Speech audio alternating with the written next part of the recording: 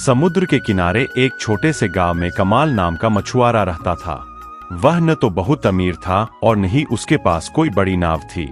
उसके पास एक पुरानी सी नाव और जाल था जिसे वह दिन रात संभाल कर रखता था। कई साल पहले उसकी पत्नी का देहांत हो चुका था और अब उसकी पूरी दुनिया सिर्फ उसकी नन्ही बेटी हिना थी। कमाल सारा दिन मेहनत करता और शाम को थका हारा लौटता तो हिना दौड़कर उसके गले लग जाती। कमाल की थकान एक पल में उड़नछू हो जाती।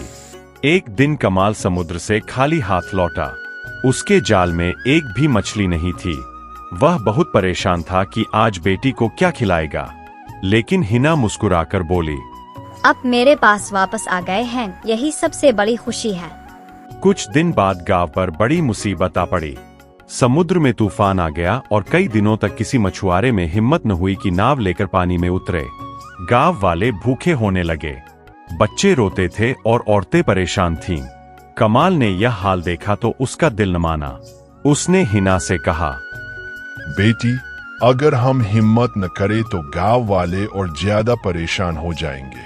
हमें अल्लाह पर भरोसा करके कोशिश करनी होगी। याद रखना बेटी, दुनिया में सब कुछ खत्म हो सकता है, मगर सब्र, दुआ और मोहब्बत कभी खत्म नहीं होती।